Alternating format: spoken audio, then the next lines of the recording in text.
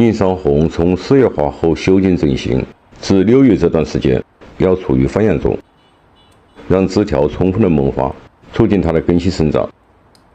期间施2至3次有机肥。6月以后是硬伤红花芽分发期，修剪的重点，剪掉不在造型范围内的枝条，对过长生长强势的枝条也要剪短，将硬伤红盆景控制在造型范围内。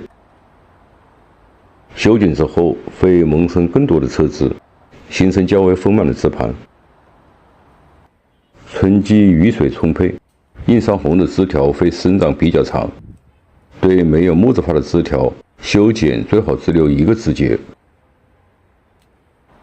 硬伤红不是节生芽树种，但没有木质化的枝条只会从枝节发芽，这是很多树种在枝条生长中的基本特征。像硬伤红的修剪，现在只留1个枝节，尽管有点长，但到了明年春季，枝条完全木质化，再剪短枝条会发出更多的不定芽，这样每年循环，使枝条肥缩，保持它的基本造型。对盆景的修剪技巧，很大程度上是对不同树种、不同树型的熟悉掌握。对硬伤红的修剪，不仅仅是要使它有一个好的造型，更要使它在修剪之后能开出更多的花。6月的修剪就是控制它的造型，促使它的花芽分发。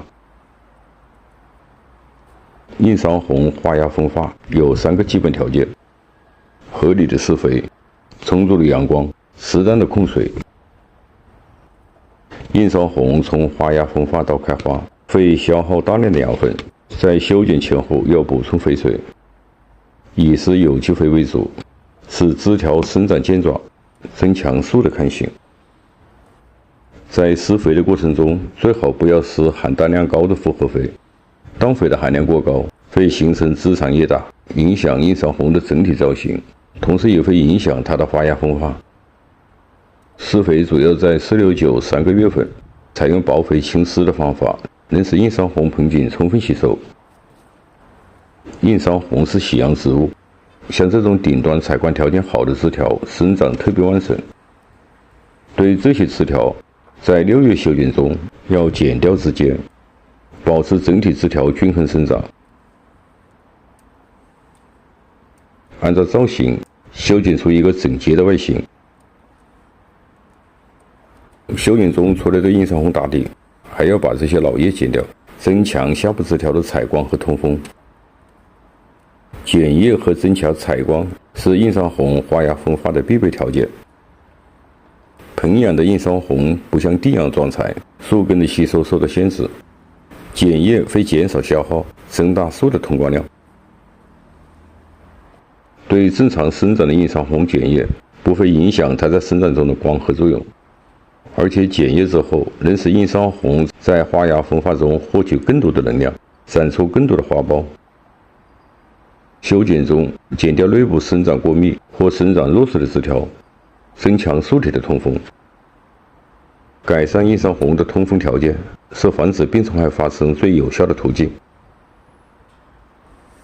6月修剪后，要对硬伤红进行适当的控水，新长出来的叶就会像这样变得短小，而且在渐干渐湿的过程中，会促使硬伤红向生枝生长转变，形成更多的花芽。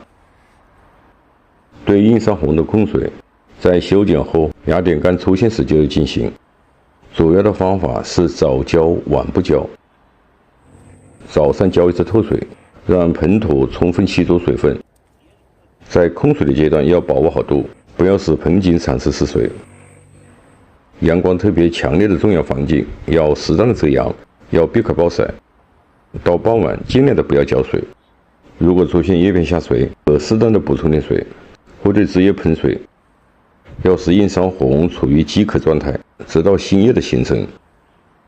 浇水可结合施肥进行，薄肥轻施的方法就是在浇水中掺入少量的肥。硬伤红的生长中离不开酸性土壤，到了6月，气温升高，浇水频繁，会使土壤中的酸性物质产生流失，要及时补充硫酸亚铁。像这种发黄的叶片，就是缺少酸性的表现。像这种大小的盆是10克左右，